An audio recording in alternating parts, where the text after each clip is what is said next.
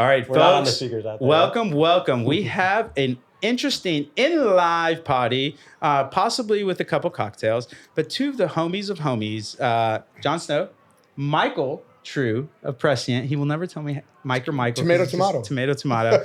But we're going to go into some crazy data measurement talks. But yeah, John, take it away. Yeah, so Mike, just give us a little bit on the background, prior to Prescient, how did it lead up to this? Absolutely. Before I say that, I just want to say that there's nothing better than sitting here having beers with people you love, people you enjoy being around, people that are your friends, talking about things that we're all passionate about. And if I may add, my bougie level has been hit. There's a quarter ticket Triceratops artifact out there. There's almost a 2-ticket baseball card, and then I think the Birkin bag's like a half ticket. So I'm very happy. I'm Schmidt. And there's some really cool shoes, some OG Jordans. But you consider yourself a sneakerhead? Those are beyond, because weirdly, like collectibles are like a really weird, like you collect what you collect, if that makes sense. And I don't collect shoes. I only collect Jordan 1s and Nike SBs. Very niche. And very niche. Like I'll do Dunk highs and Dunk lows, and then just Jordan 1s, Jordan highs, Jordan lows. So those are Jordan 2s out there, but beautiful, beautiful pair of shoes. But we're not here to talk about shoes, people. We're here to talk about let me spin it back. Mixed media modeling. AI. So yeah, AI is a big buzz. A little bit about myself and background is, I've been running the AI street since 2013 when I joined IBM's Watson team, predominantly focused on the healthcare industry. Yep. And it's just been a crazy transition to think of never or only in my wildest dreams did I ever think I'd be sitting here chatting with you guys talking about machine learning models that, work with D2C brands to help them measure, optimize, and forecast the impact of their investment dollars across their ad channels. No, absolutely. I mean, if you want the whole deets, we have a whole equation of excellence actually with Mike True on there, the background. But give us the concert story, the impetus story, and then let's jump in because John has some really intriguing, provocative questions that I'd love to hear your answers to. John and I have had many conversations late at night about AI and going back and forth. But it was an interesting journey to get here. I love music, and I wanted to build a model that I could sell to a record label. Yep. And so I said, what if you could predict where artists should tour? Right? Yep. So they're going to go to LA and maybe Phoenix, but maybe they have a fan base in Reno. Yep. Should they stop in Reno? Well, what venue should they perform at? What local artists should they open up for? And the thought was to kind of put a commerce platform behind that. And then COVID hit. Yep. Touring went away. Yep. So where does the focus go to? Well, people are going to be in their house. What are they doing? They're going to listen to music. That's exactly right. So people are going to continue to put out music. So that was the focus shifted. I'd ask you guys, how important do you think in the whole measurement space is Google Analytics and having the last click? I mean, John, you go first and I'll answer because I'll be less eloquent. Yeah, I mean, it's what most brands have used for a very long time, whether or not it's the right thing to do. Sure. The interesting thing about the music space, if you think about Spotify and you think about Apple and Pandora, there's no Google Analytics that sits behind Zero, right? So what do you have, right? So Cardi B is going to go promote a song, and the heterogeneity, the randomness, the amount of data that is around an artist like that is tenfold that we would see of a D2C brand, right? Yes. You have her going on the James Corbin show, performing at Coachella, doing Twitter live feeds, and then just your traditional paid media spend to build up the awareness of this album. So the label execs to say, well, when they think about their budgets, it's like, well, how much do we got to spend on paid media? Does it work or does it not work at all? And where do I spend it?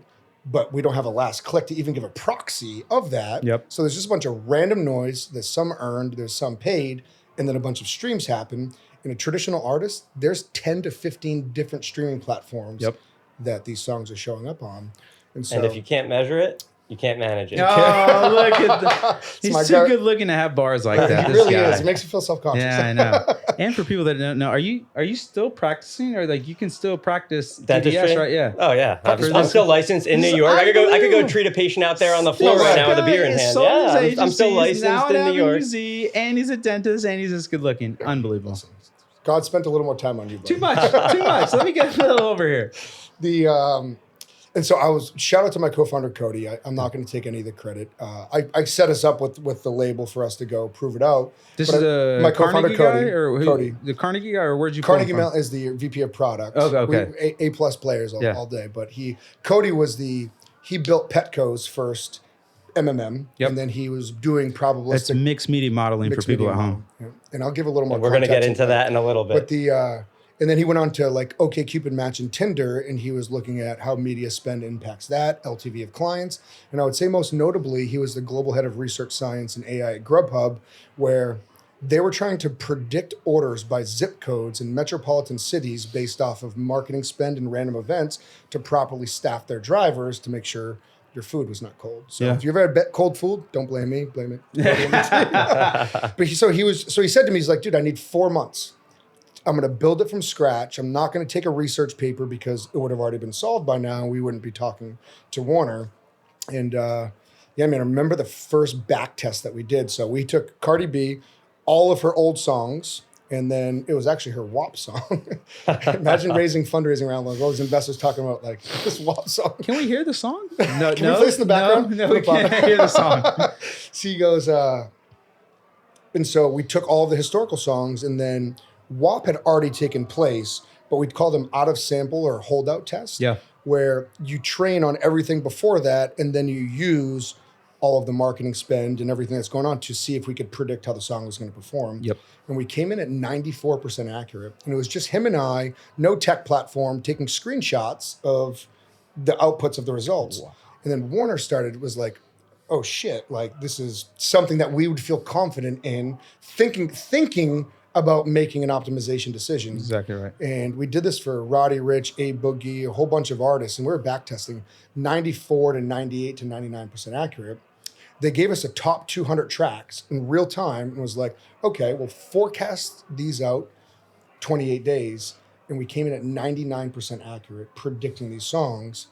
And then the kind of like the final straw was we went back to all of the old songs and he built another model that said, if we had that same budget on those same channels and our model had spent it, here's how many more incremental streams they would have gotten, right?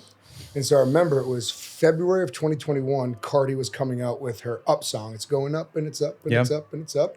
And see, we're hip. He calls me. We know what the kids are listening to. Shout out to Cardi B, like, but he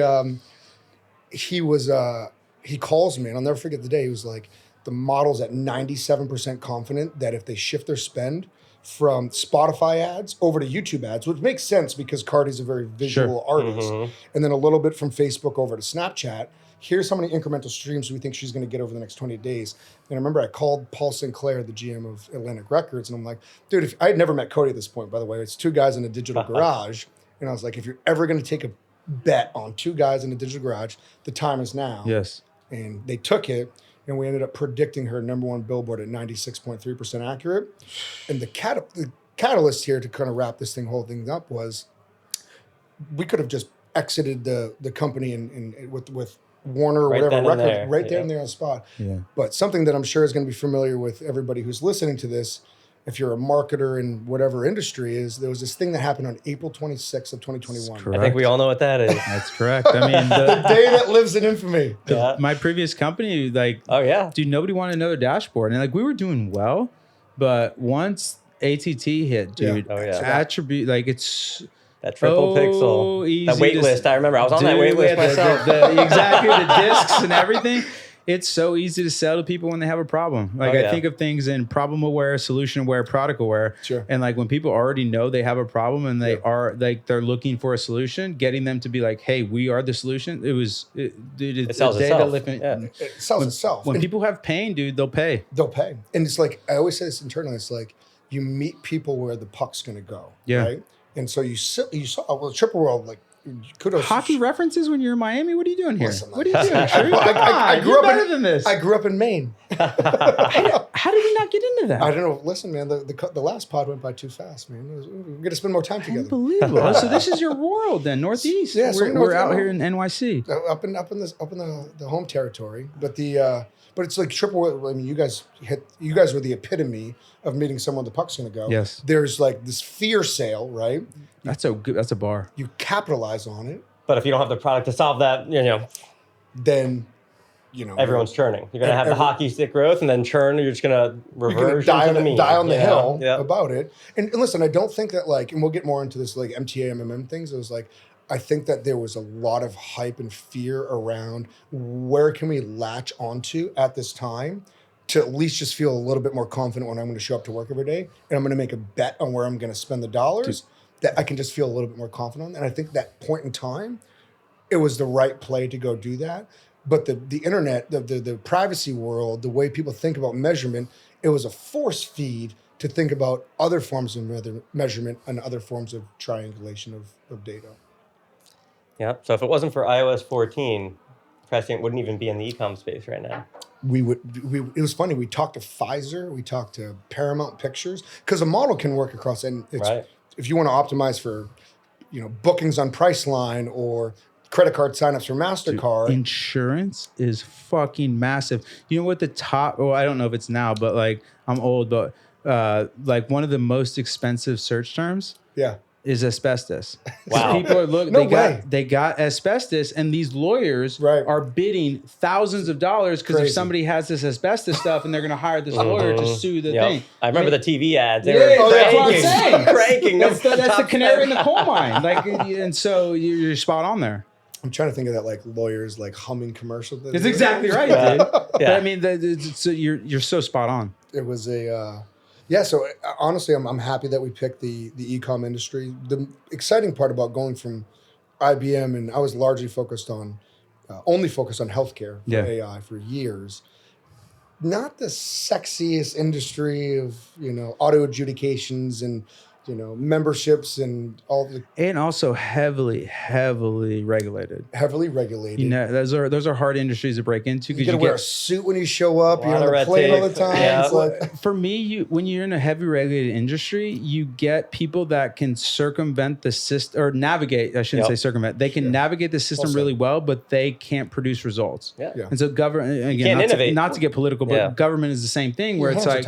These people the best people are just like, dude, I'm not going to jump through 17 fucking hoops just to get this contract. You don't have the patience for it. Versus these other people are like, oh yeah, I'll meet you, I'll have dinner, I'll do all these things and jump through all these hoops. But then like what they can produce is garbage because they're basically contract navigators versus builders like you. It was. And I think a good story to tie back to John's question is like, well, why do we go to D2C? I remember we called one of my buddy Cody's friends and was like, can we have your Shopify data, your GA data? And I think it was Meta, Google, and TikTok. And again, there's no platform here. It's just math and a little Jupyter notebook that produces a result. And we said we needed spend, impressions, clicks, sessions, and revenue. Okay. We didn't need any individual IP addresses that a pixel would track. It was just your spend, impressions, clicks, sessions, revenue. And we ran it through the model. Based off of the spend, could we predict the impressions? Yeah. Based off the impressions, could we predict the clicks? Based off the clicks, could we predict the sessions?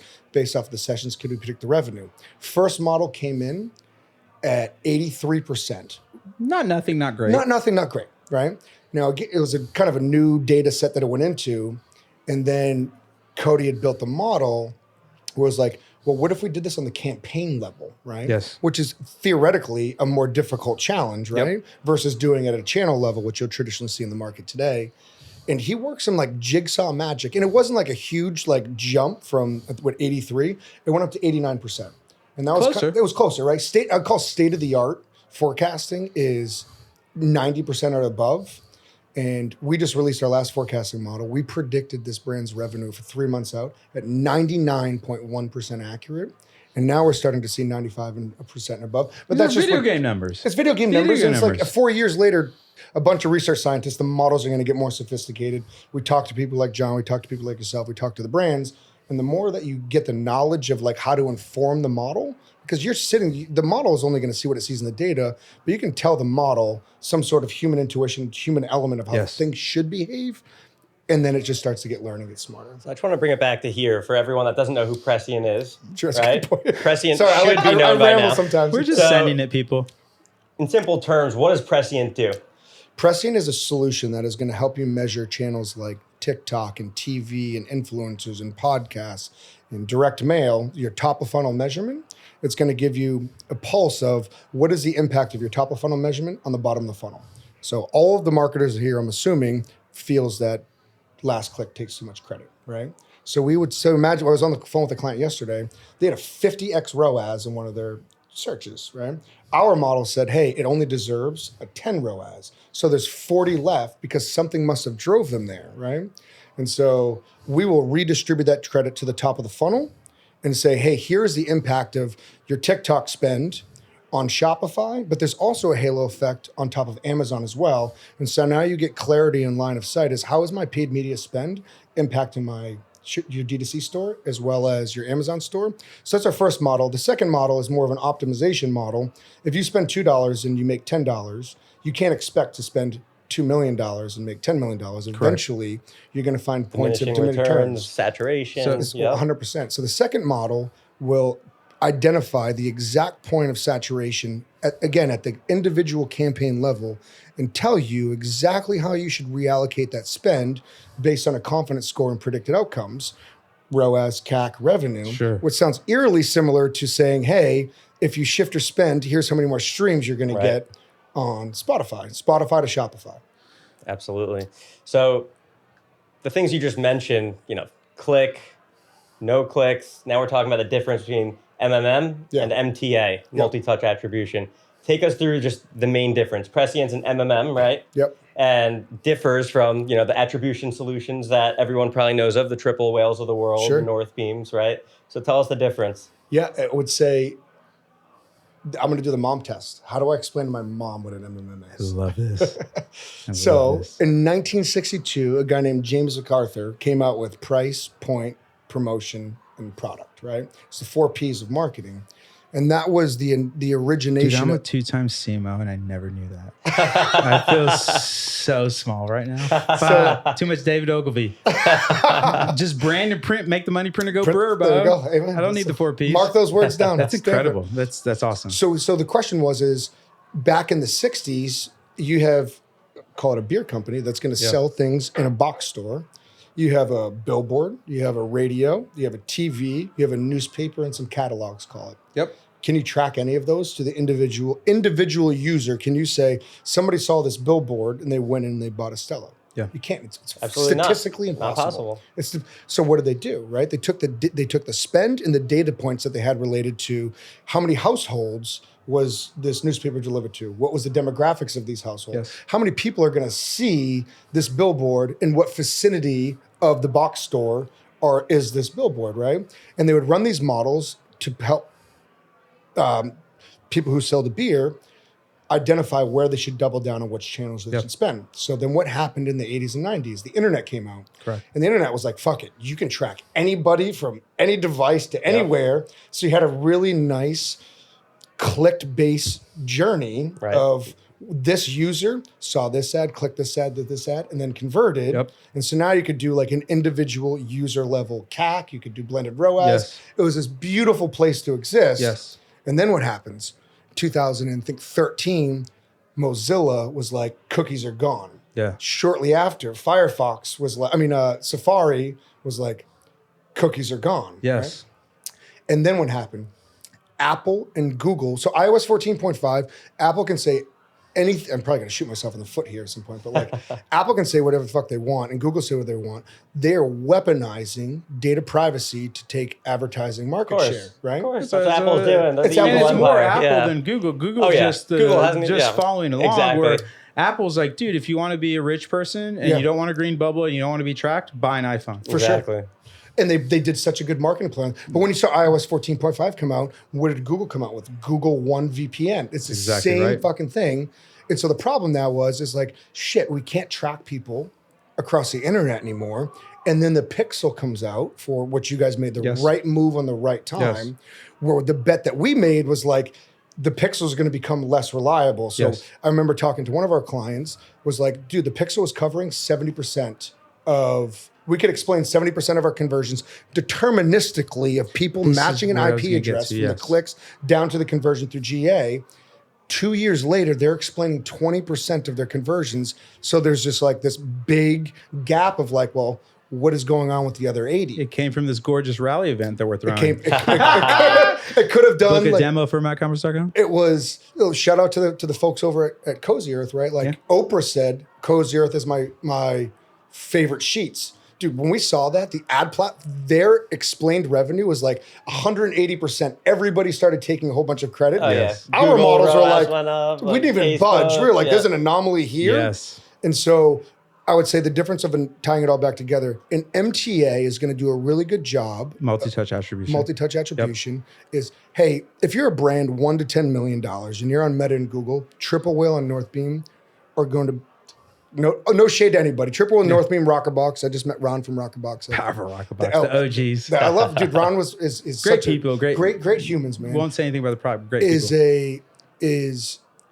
I want to understand with the audience that I'm building up and my initial customers, like what is their click-based journey, right? Yes. But when brands are ready, they found product market fit, they have their CRO down, they have a great agency like the Snow Agency that's helping PR, powerful, creative, and now it's like, oh, I need to go expand into new channels. Correct. But these channels like YouTube and TikTok and Snapchat and influencers and connected TV, person, whatever. People aren't clicking that shit. Correct. They're seeing it.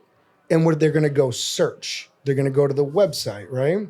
And so the difference between an MTA and an MMM is one is deterministic. It's looking for tangible evidence. What an MMM is doing is looking for statistical relationships between your spend across all of your channels and your revenue. So it's not saying, hey, Jon Snow saw this campaign, went through and clicked it. We're saying 1 million Jon Snows saw this campaign, and probabilistically of the 1 million people who saw it, 200,000 of them went and searched and then converted from there. So that campaign deserves some of the credit. So I just actually did, it's so funny. When you start walking, like I'm going a little hippy dippy. I do have a 200-pound amethyst in my bedroom. Michael knows it, or not my living room, excuse me. It's the background he of my knows phone. this, yeah. But I just had Eric Seufert on, who is very mobile dev memo, just balls deep in the analytics. And this is his thesis where deterministic attribution is going to go away because there's so much incentive for everybody to smash the privacy. Right. And so probabilistic attribution is the path. And so like the too long didn't read, probabilistic attribution is basically just taking a shit ton of data, identifying the patterns, identifying really, really high correlations that start to get into causal significance. Almost like the R gets so high where it's like, dude, this is out of a correlation and starting to get into some really causal stuff. And the beauty of it is, I don't need to know who you are. All I need to know is count who walks the door. Walks through the door. Future-proof too, right? Cookies go away. Well, Google, not only is it future-proof, it's fluid. Yeah. Right. Because I can go to Michael and Michael's like, oh yeah, we're updating them. I mean, again, we don't have to get into it because we're bumping them against time, but Michael goes into this great story on the equation of excellence of like, his top guy was like, dude, we need to stop. And Michael's like, no. And the top guy was like, yes, give me 2 months and I'm going to make you the most perfect model ever. And Michael's like, no. He's like, yes. And then Michael's like, fuck it. I trust you. Go for it. And now it's just like, dude, there is so little risk and probable. And again, not invested or nothing like this, but this is just my thesis of like, I just think deterministic is just going to go away. And then the other thing is because you quasi play at market like we do at Firmont, where once you have like a swath of data, man, things get so interesting so quickly. And one of the challenges when you get a really sophisticated marketing ecosystem is even in D2C, because it's very linear, right? Awareness, consideration, and conversion. It just gets so hard because you get these halo effects, you get these things that are just really hard to measure. But when you have the probabilistic angles, man, it gets so fascinating so quickly. And like you said, quasi future proof, because like, I can't take anything away from you other than the data that would break your model. Well, imagine if the ad platforms took away how much you spent, how many people saw it, how many people clicked it, and then how many sessions you had, and then how much money you made. There would be a civil uproar. Oh, yeah. I mean, the world would shut down. Yeah. You know what I mean? Dude, people experience the world in stories. And one of the things that we realized was like attribution was how people built their stories. And so, Well said, yeah. But the thing is, attribution doesn't matter because attribution is really just a function of how I can deploy capital efficiently. Correct. Sure. So if you can tell me how to deploy capital efficiently, then like the value chain or like where the value accrues in the value chain totally shifts where it's like, dude, I don't really care how I deploy it. I need to work on creative. I need to work on angles. I need to work on value props and these things. And then I just let you deploy my money. And like, I don't know, again, like. Well, here's the most interesting thing that I've seen about Prescient that, you know, the MTAs aren't doing. It's really the recommendation engine, right? So it's Triple Whale, Northbeam, not, love them, but right, certain situations you're like, all right, that's the data, so what? How do I act on this, That's right? exactly Do I right. turn down budget on this campaign? Do I shift from Facebook to Snapchat or TikTok, right? Prescient, with confidence intervals, will literally historically look at all your data, look at your saturation curves and say, hey, turn up budget 30% on this ad set, turn down budget 20% on this ad set, or hell, move 50% of your budget from Facebook to TikTok, and you're going to get X amount lift in return on ad spend or revenue, whatever you're looking for, profitability, right? Yeah. With 90% plus confidence intervals, right? So now the media buyer has a co-pilot based on data. No human could run those math models, and in real time. For me, for the media buyer, dude, it's almost like a certain aspect of like, I think the pendulum is shifting back to like being real marketers again. Yeah. There was just a certain point where you could just pull so many levers and like turn so many knobs in Facebook marketing and ads day trading in the ad platform. I'm gonna day trade. I'm gonna put a cost cap and then put a $100,000 budget here and there. And like, dude, just eradicate all that and just get back to like, dude, what's the job to be done? What's the value funnel? prop? What's the creative? What app do I need? Proper marketing, David Ogilvy style, where it's just like, dude, all I want to do is speak to somebody's emotions and get them to give me money because I'm going to make their life better. I'm going to make their spouse think they're so smart. I'm going to make their friends think that they're the coolest people ever. And so I don't know. I personally think it's a great swing back, but because personally for me, deterministic attribution is an asymptote. Like there's just no way to get it perfect. Like if I tell you about firmoutcommerce.com and you go book a demo, Michael, like how the fuck am I going to attribute that? Like, where did it come from? Did it come from this event? You know what I mean? And like, to be fair, B2B SaaS, because I've been in D2C and B2B SaaS is like attribution on super expert God tier. Yeah. And so like, whenever you're ready for B2B SaaS, come to me, man. Cause I'm so like, that's the hardest thing of a B2B SaaS CMO is attribution. Where D2C, it's hard, but like, it's not, again, like we talked about linear to like, B2B SaaS is this like pinball machine. You came to an event, you subscribed to a newsletter, you came on the podcast, you did this, you saw LinkedIn, whatever. Right. It's there's a million touch points. And then you get into the attribution question of like, okay, is it first touch? Is it somebody that told them about the party? Is it last touch? Is it the person that got them to the party? Is it, and so anyways, I'm down in the weeds now, but I'm very bullish on deterministic attribution because Probabilistic, excuse me. Jesus. I need, need another Stella or a less Stella. Yeah, exactly. It's ingrained in his head. It's come on, Triple Whale. Let me get them shares out. No, but I mean, I don't know. I'm so bullish on it. And like my AI thesis, and not to rant here, but like my AI thesis is threefold, where first you need the land, aka the data, right? Then the second, you need the frameworks. You need the models to overlay on said data. And then the third part is the refinement. So like if you think of it like oil, I have an oil field, I can extract the data out because I have the oil field. Then what drill do I use? Am I fracking? Am I deep sea? Whatever. But the third part is so important. This is what I think you guys do so well, is business impact. And so the way that analogizes is refinement. So I'm taking this crude oil into petrol or gasoline, and now I can sell it and make a bunch of money. And I think those three things, like you guys are nailing it. And if you have the data and I come to you and you give me the model and then you show me how to make business impact, dude, I think those are the best AI companies. We're running close on time here, but I want to really talk about halo effects. Please. Because I think that's a huge differentiator, a huge weakness. Yes. There we go. Huge weakness of deterministic. You can't measure halo effect of, let's say, there's so many brands that are probably listening that have this exact pain point. You're running a ton of Facebook ads, TikTok ads, directly to what? You're either your Facebook shop, your TikTok shop, or your Shopify website. Come on. But let's say, shameless plug. Get in there, John. That's Shopify. That's a Shopify. Still a Shopify subdomain. So I covered you. You're running all this paid media to all these channels that you own, right? But like you happen to have an Amazon listing, or hell, you might be on Target.com, Walmart.com. You might even be in retail, right? But your effects of digital that are driving directly to your website, you're never going to measure, but there will be a lift on your Amazon channels, on your retail sales, on every other marketplace that you're on, just because of the brand awareness you're generating, but you might not have an idea how to measure it, because deterministically, there's no real way. So Prescient just came out recently with halo effects on Amazon sales for people running paid media to their website, right? And then I want to talk about retail, which is coming next. So first, get into Amazon. So you hit that spot on. When I see an ad, I'm an Amazon guy. I'll go to, is there a Prime deal?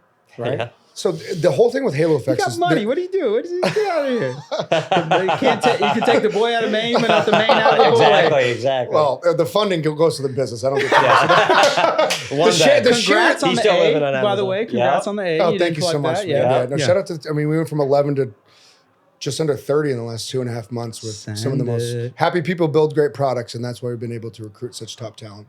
But back to your point is, when you see an awareness of something where you're made aware of something, right? Yes.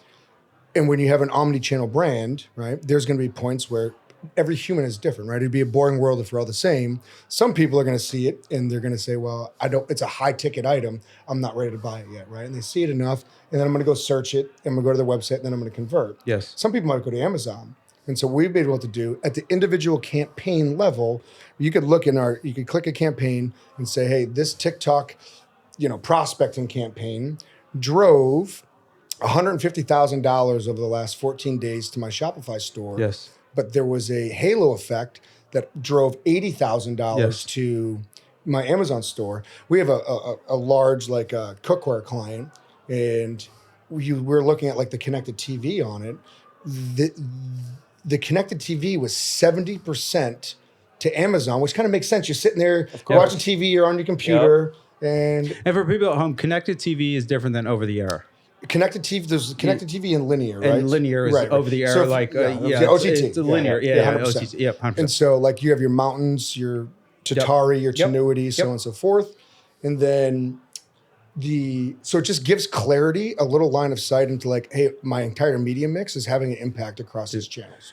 I was a big DR guy because I came from D2C. As I got into SaaS, I realized SaaS, or especially high ticket SaaS, is closer to CPG 100%. than it is direct response. Yeah. And so this halo effect is a real thing. So to give people an example, we have really, really high quality leads that are booking demos for events that we did 3 months ago, 2 months ago. And dude, I'm not Pinterest where I'm looking at a 365 fucking shout out though. They lost me a bunch of money, but they're ripping now. And I'll go into that. But this is something that's so important, especially and again, I think this is why you don't play down market yet, because if you don't have a super, you can get to 10, 20, $30 million on Google and Facebook or on Meta. And triple well. I said triple at least 10 deals in the last 3 weeks. You don't need, but once your marketing ecosystem gets super sophisticated, dude, it's just I know this is working. And again, going back to what you said earlier, people experience the world in stories. And as a CMO, I can't go to my boss, John, and say, hey, my gut is telling me that these events are working. Right. But if I had something like Prescient where it's not only can I tell you these events are working, they're going to invest more because this is what the model shows. That's why I'm so bullish on it, because the halo effect as you get bigger is so huge, because you just also get brand spill off. You get the brand where John posted a thing that popped off, all these things where you can start to find the pressure points where deterministic attribution is at the individual level, which used to be okay. But as that gets eradicated, it used to be okay, but it was never what you're doing, because probabilistic was always going to be better if I had the data. That's the one caveat. So I want to make this clear too for media buyers that are in the Facebook dashboard, in their Triple Whale or Northbeam dashboards. They would never be able to have return on ad spend show any Amazon impact, right? In the Prescient dashboard, right? It'll show what the platforms are reporting, but it will also take into account your other sales channels like an Amazon and say, can I share a quick story today? Your return on ad spend is actually a 3 because of the Amazon lift that you had, effect. So instead of the 2 that these other channels might be reporting. So now you can optimize basically the ecosystem. Facebook's not seeing what Google's taking last click for, and Google's not saying what Facebook's driving. This is when you use, so we called it blended ROAS at my agency. Blended ROAS has kind of been perverted in co-op, but basically this was what would happen is you blend all of the what we would call blended ROAS at my agency that I used to work at was all the channels. And then you realize, oh my gosh, all the channels said we made $1,800, but Shopify, the real source of truth, there's $1,000 in Shopify. And so there's because you're in a flow, so I want you to hit it, but there's a funny joke where it's my email marketer quit, now my Facebook ads suck. Yeah. Dude, it's all interconnected here. Literally 2 hours ago, I get a Slack message from a recent client of ours, and I know we're running up on time, but I think this is a very telling story. He was like, hey, Snapchat is showing that you got us 1,000 new customers. He's like, but I'm looking in the platform and I'm looking at Northbeam and it's only saying 486, Yes. right? So we have this thing before the halo, we have a base revenue, which is a statistical model, which is essentially like if we were to say somebody was to see an ad, to click an ad, just analogous to like what you would see in the platform. And this is the most prime example, right? We're saying, hey, you're right. Northbeam, they're saying, right, for the people that clicked through and purchased that. But you had, call it number's sake, you had 1 million impressions and you had, it wasn't even close, you had 100,000 clicks. Probabilistically, 9 of those 900,000 people, some of them went and searched you. Some of them went to your website and converted. That's why you're seeing an additional 400 new customers tied to the Snapchat campaign, right? And that is like the epitome of what a halo effect should do. So if I was like put it like a synopsis of like what pressing is, we're going to tell you what happened yesterday. We're going to tell you what should happen tomorrow based off of what happened tomorrow, based off of what happened yesterday. But then we're going to tell you what could happen tomorrow based off of leveraging diminishing returns, saturation point. And the recommendations that you're giving. And the recommendations, that's simple. How, you know, you went through that bunch of word salad at the beginning. That's the bar. Yep. That's the prescient value prop. That was so tell you good what happened in one yesterday, sentence. what happened yesterday, what should happen tomorrow, and what could happen tomorrow. That's the bar. If you take our recommendations. If you take our recommendations. But listen, I want to make this very clear for everybody that's listening to this is like, when we think of sources of truth, your MTA is not your source of truth. Your GA is not your source of truth. The platform is not your source of truth. Incrementality, well, it's getting closer, and MMM is not your source of truth. The source of truth is you. There's the triangulation of data where you're trying to say, well, what is this sort of analytics trying to tell me? And you triangulate that, but the buck stops with you. You know your campaigns, you know your goals, you know your creatives, you know your conversion rates, you know the every Monday morning meetings you're having. Just use these data points in a way to figure out what they're trying to say. But at the end of the day, trust your gut, trust your instincts, and trust like why the art that you've done, take that, leverage us for a little bit of the science that help you can feel a little bit more confident. Oh, that's a bar. What do you got? We got one more question maybe, or anything we need to wrap up a little bit? Anything that we didn't touch? Well, one more thing about Halo, also outside of paid media, is influencer. Everyone's running TikTok Shop affiliates right now. I think that's the way the future's going. Take her down the influencer hole. I'm trying to wrap up. YouTube Shopping. Yeah, I mean, this might be another 30-minute pod. This is super interesting for me because like now YouTube Shopping came out. YouTube has their affiliate marketplace integration with Shopify was released last week. Too, you're like a TikTok guru. Dude, this is a G right here. You see there are halo effects. Like dude, Tarte Cosmetics is a massive brand, right? They said that since they launched TikTok Shop, their retail sales, triple-digit halo effect on retail sales, right? Not nothing. And they have zero ad spend, right? So like, what is the effect, halo effect of like influencers on TikTok or Instagram or a YouTube? You can now measure the effect on the whole ecosystem. When I would shout out to the boys over at HexClad. They do Gordon Ramsay drops. J-Pan, Connor. I love the boys. Any tentpole event. J-Pan is my favorite. Anything that happens, dude. Yeah, but we had first met him on an 18-hole track. It was wonderful. He can fucking golf, dude. He's been shout out to Jason. He's been playing 8 months. Or when I played, it was like golf. 8 months. Wow. Dude, he played. He played a serious time. Coolest guy. On that, we're gonna have our third Pressing AI Commerce Cup. We just selected the date that you subbed me into. You son of a bitch. That's a whole other story for a whole other day. We gotta wrap this. Yes. Okay, so and influencers, not a lot of folks when they're on these social platforms and they're engaged are going to click a revenue link or some sort of discount code. But the awareness of people seeing that, especially the loyalty tied to that influencers, there is a fundamental halo effect, and we're actually starting to prove this out. Shout out to Brandon Brown from Grin. We identified a 57% increase on top of the value of that influencer campaign. And the last thing is so we're doing D2C Amazon halo effects for marketplaces, but we're going to be searching for 5 to 10 brands. Ideally, if you're on Shopify or Salesforce Commerce Cloud, Amazon, and in retail, we're going to take a few design partners. We're going to heavy R&D to be able to show a halo effect on top of retail. You know a couple. You know a guy who knows a guy who knows a guy who knows a guy. Hey. You know people. Hey, brands are omni-channel now. Face, man. Well, because I mean, pretty face and nice shoes. To be fair, like I love Shopify. I think it's amazing, but the challenge with Shopify is like there's only really a handful of stores in that $150, $200 million a year run rate, and so the old, not a joke, but one, it's totally what your goal is. Like you can make 20. I know people making 20 million a year, and it's 5 people, and they're selling jeans, and the distros are fucking. They can buy the Triceratops head kind of shit. Yeah, there you go. But there's once you get really big, dude, it's just you got to do it. You got to branch out. It is what it is. Yeah. Okay, I got to wrap it up. John, where can people find you? How can they follow you? This time is yours. Dr. Jonathan Snow. I don't know. Twitter, LinkedIn is where I'm most active. Twitter's Got the fire. newsletter now. In the Snow weekly newsletter drops on all things D2C. And don't join the fantasy league with this guy. He'll just take the money. I'm 2-0. 2 league champion, D2C dynasty. You had me. I was scared. I didn't want to face the Cowboys. And you dropped in the Final Four. I didn't have to meet you in the finals, but you were going to take me down. I was. I don't want to see you this year, though. I was coming from. But the Cowboys would be trash. Yeah, keep up with the newsletter. I discovered Prescient probably before anyone in the D2C world. You really did. I'm on top of my tech and on top of my solutions. In, dude, you threw that one at me. I was like, what? I know what's going to blow up before it does, and I identified this guy here pretty early. We need the snow fund. Yeah. Raise like a couple tickets and just start deploying. He would kill it at that. Yeah, I know how to handle it. And you're the ICP for it as well, because I think this is a little shout out to hiring. I think it's really important for people to actually know the consumers more than they know the skill. Yeah. Like if you know your customer, like you can back into the skills versus like if you have the skills, if you don't know the ICP, and that, I mean, self-proclaimed, but that's why I was so successful at Triple Whale is because I was the ICP. Sure. So I was like, dude, this sucks. This is great. And so, okay. Derailed. Michael True, how can people sign up for Prescient? How can they follow you? You totally tumbleweeded your Twitter. You made the public proclamation. I did. I called you out. But he's been turning up on LinkedIn a little bit. Oh, dude, LinkedIn's the path. I'm going hard. I don't know. Twitter, LinkedIn. I love Twitter. Don't get me wrong. It's given me so much. But Twitter is... Where it's at.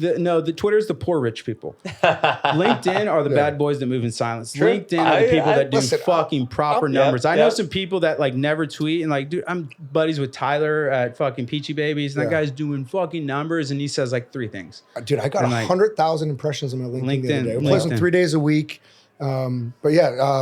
Reach out. I'll give you my email, mike@prescient-ai.io. We're changing the domain, by the way. So if you're a big brand, you're in D2C, you're Amazon and retail, you got to hit this guy up looking for 5 design partners. He'll measure your halo effect of all digital on all those channels. And I would say I gotta get a hype man like this. Jeez, can you just follow me around? Listen, well, we're piloting it right now for a month. So I'll close out by saying this. John's been a dear friend of mine for a long time. Yeah. Wonderful human. We're both married to Brazilian women, and we do a lot of dinners together. I went to his wedding in Brazil. I recently met Rabah. He let me stay at his house, and I think that's the epitome that I would say of this e-commerce industry, why I'm happy to be here. There's just like good quality souls, and all the clients that are building these cool products, like it's just remarkable to see the work you're doing, and I'm honored for the fact that we get to help you guys drive that growth and mission. And go Celtics tonight, baby. Let's go. Big night. I wonder what the score is right now. I was like, am I going to check my phone? I'm in Texas, and Cuban's an alma mater. He was from my alma mater. But no, I mean, thank you guys. I appreciate y'all. Dude, I totally agree with you, It's though. fun. Like, that's my favorite part about my job is I told myself I was never going to do like early stage CMO, but having daddy money and getting to hang out with the coolest people is the best. Like B2B SaaS people, brilliant, but you can like hear the khakis and like boat shoes. D2C people are just so raw. Creative and killers, passionate. But you can't do this if you're a D2C company. You don't have the economics, but we do as B2B SaaS people. And so it's like, it's so cool to have daddy money and then hang out with the coolest people. So love all you guys. Follow Mike, sign up for Prescient. Avenue Z, you guys taking clients? No. Oh yeah. Okay. Avenue Z, go check them out. How do they get in? How do they check you out? AvenueZ.com. Easy or just hit me up directly and I'll bring you right in. You got the .com. Oh, That's a G move. Yeah. That's a G move. And then obviously we're firmoutcommerce.com. Book a demo so my boss doesn't fire me. And then we have a great newsletter that goes out every Monday, curated by the indomitable Alexa Kilroy, called The Geometry of Growth. You can sign up right on the website. Any parting words or anything like that? You good? What do you want? I love y'all. Thank you. And boom. Honored to be sitting here next to you. Oh, you're the best, Michael. What you got? Nothing? That's it? That's it. Just a nod? It's a wrap. All right. We'll see you folks on the flip. Thanks for joining in. Bye-bye.